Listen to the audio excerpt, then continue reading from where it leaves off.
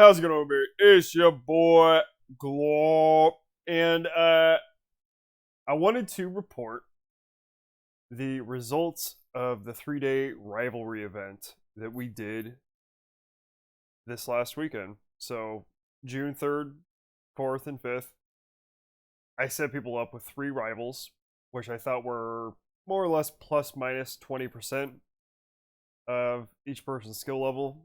So, for example, um, with Rubber Duck, plus or minus 20%.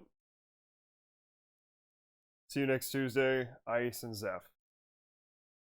So there are some stretch matches, but the intent of this event was to have kind of a jamboree or a preseason kickoff to know where people stood with each other competition wise. And it was really fun. We got 15 matches done, all casted, all recorded, and put on YouTube. And so if you look at the day 1 and 2 compilations, you will find those on my channel. And they were all really fun to cast and watch. So let's start going through some of these results per each of the duelists that had the opportunity to do these this weekend. So for Demon, I think Demon there saw a lot of improvement opportunities. So there is no losing, especially with this event where it doesn't affect league standing. There is getting better. There's realizing weaknesses. There's seeing what other people on your kind of skill level are at and what they're doing and what they're killing you with. And I think Demon got to see a lot of opportunities there. So, but in all the videos, I left commentary, feedback, and Dojo's been working with Demon, and I'm willing to. And Miko will duel him. Vector can provide tips, so he's got a lot of support. And Demon, good job participating, and good tries. And we look forward to seeing you for the season. One of the big, and then going to the next line, one of the big surprises here was Pac-Man and Dojo. So that was, well, I have to bear in mind that since this did not affect league standing, it's also a good opportunity to experiment and try things with players of your similar skill level that you may or may not get for a while as a matchup in the regular season. Perhaps Dojo might have done that, but in any case, 10-1 on a rival that you're closely matched with is very impressive. I think Pac-Man set a strong tone with this match and just did a fantastic job. Next, we got Vector, who had a very close one with Mad Dog and then had a good win against Miko. So I think Vector did a good job at edifying. I think he's really started to graduate beyond the initial class of JK2. So it's like you start the game, you learn how to do, like, you learn how to aim, you learn how to attack, you learn how to do all the basic things. And then you start going to the meta, you learn how to sweep, you learn your red, you learn how to lunge. And Vector, in every single fight and every single opportunity that we've had, he was plateauing when he did his comeback a couple weeks ago. But ever since that point, and ever since each one of these matches, he takes feedback extremely seriously and has been applying in real time counters that we talk about just moments prior. He'll take it to the next match and learn and adjust, and that was great to see, particularly in the fight with Mad Dog. So if you haven't seen that, please, it is a treat. Got a good 10-8 win over Mad Dog. And it's really fun to watch Miko and Vector fight because Vector was Miko at a certain point, and Miko is just like skyrocketing in terms of skill. But I think Vector did a good job at distinguishing himself from like being a brand new player, being kind of like the person where it takes a village to raise a child, kind of graduating beyond that point into really becoming his own duelist. It's really nice to see. And then we go down to Miko. These are some of her first matches that she's done.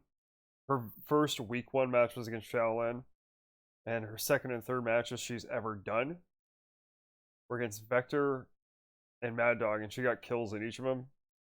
Super proud of her. Everybody's proud of, like, everybody who was there viewing was super proud of what she's been able to accomplish in such a short amount of time. And I can't speak for everybody, but the dedication that she has to training and to getting better and the drive to get better has been contagious and has spread throughout the entire community. It's not just, it's made me want to get better. It's just spread throughout the whole community. I think the seed's been planted for like training the last month and the last couple of weeks in anticipation for League, but she's really been in some ways kind of the motivational glue that's held everything together, and her constance of presence. And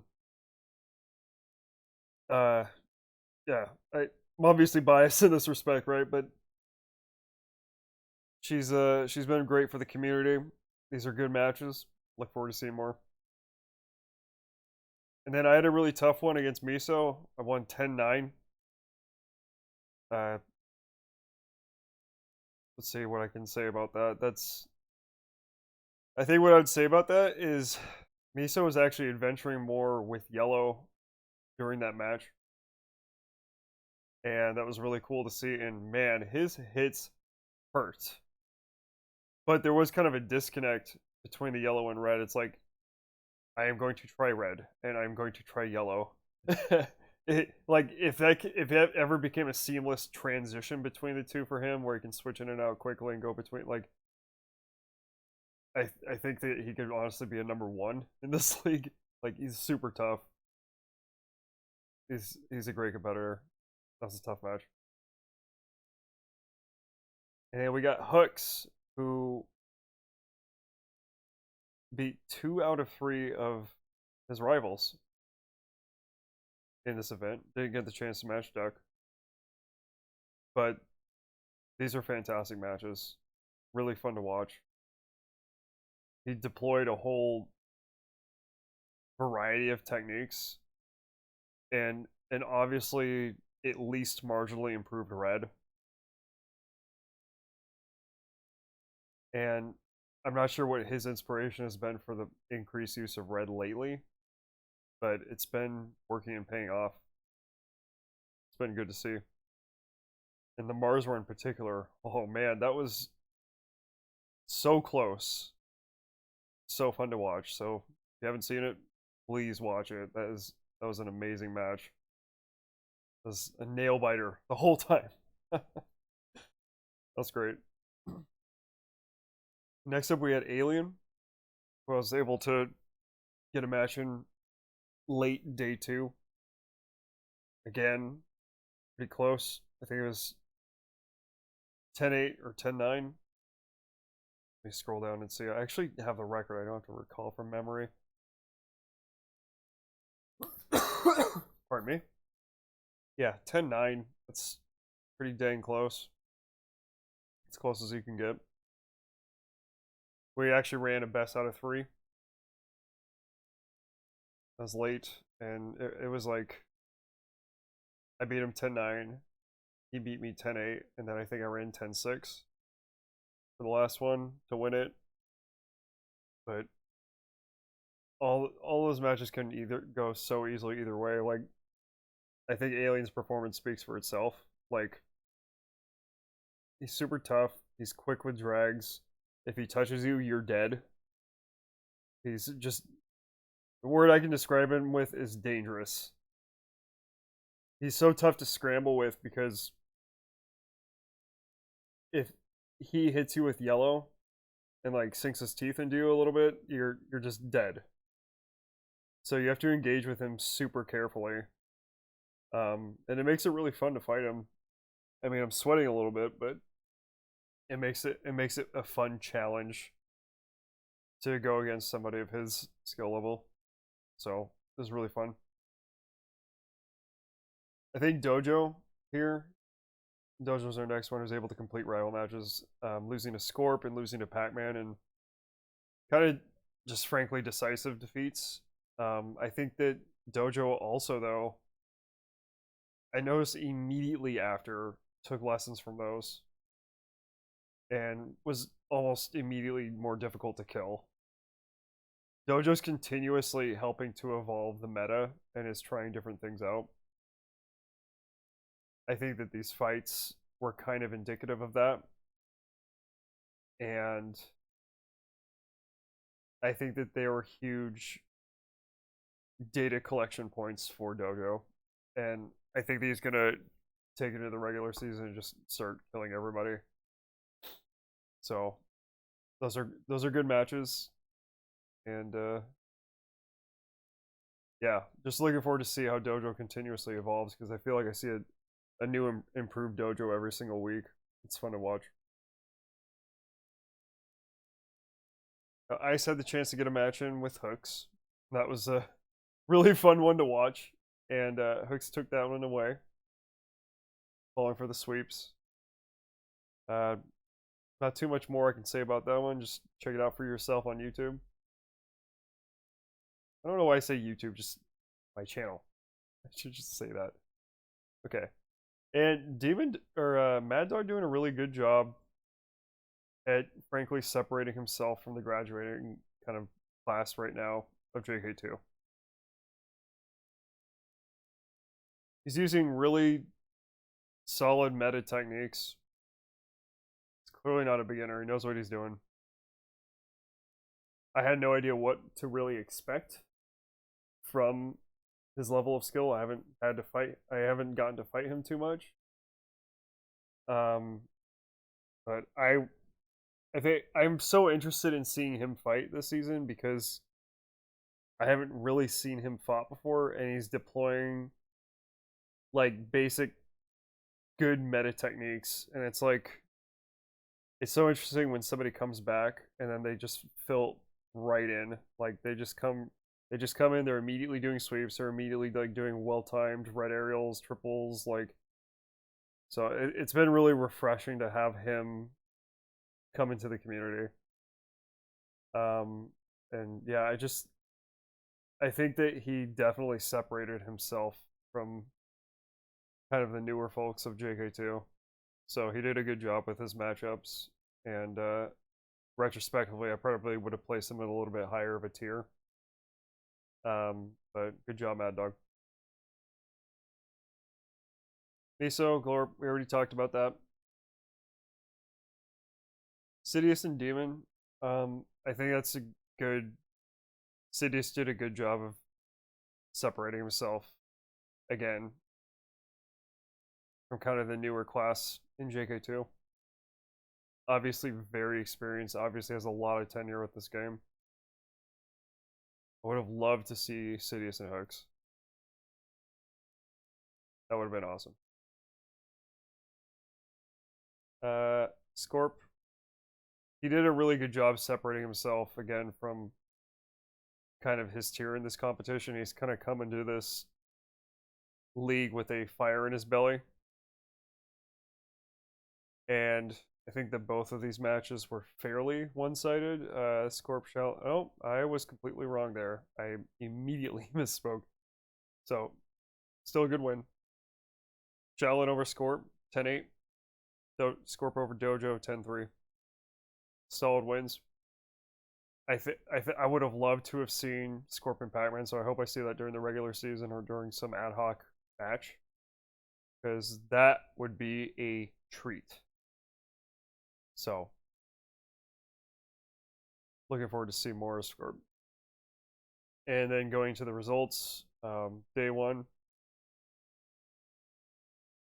Scorp and Shaolin, Scorp 10-8, Scorp and Dojo, Scorp 10-3. Vector and Miko.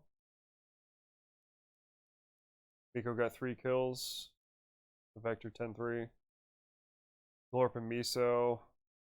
Oh, I won 10-8, not 10-9. Okay. Hooks and Mars. Hooks 10-9. Very close match. Demon and Miko 10-5. Miko was able to hang in there. Good to see. And while I did cast and record this, there were some technical issues for both participants, Demon and Vector. So, because it was a technical issue in nature and not like tied to performance or, oh, I just had a bad day, I allowed them to redo that on day 2. So going to day 2, Pac-Man and Dojo. Pac-Man won 10-1. Sidious and Demon. Sidious won 10-3. Vector Mad Dog. Vector pulls it out 10-8. Mad Dog Miko. Miko wins 10-1. Mad Dog Demon 10-4. Hooks Ice. Hooks 10-6. Florp Alien. Florp 10-9. Vector Demon. Vector 10-2. And then we weren't able to get any duels in day 3. But I think that we should celebrate the matches that we did have. And I think that we got to see a lot of great matchups this weekend that we might not be able to see in the season for a long time based on randomization. So it was really nice to see how people of comparable skill level competed with one another. And this list was not perfect, but instead just subjective kind of judgment calls that I made based on my assessment of the player skill, and I tried to be as fair and impartial as I could about it, but I think that these ended up being really solid matches and good learning opportunities for the folks where it might have appeared one-sided. And I hope that people took advantage of this opportunity to learn, grow, and to just keep getting better and better. I'm going to wrap it up there. That's it for the Rivalry event. Thank you so much, everybody, for participating. You can support events like this at paypal.me/JK2League. We still need to fund the MVP prize. We still need to fund Most Improved and also Greatest Ally. And you can see those categories and how people win those prizes end of season by going to the JJ Season 2 pin messages. Thank you so much, and have a wonderful week.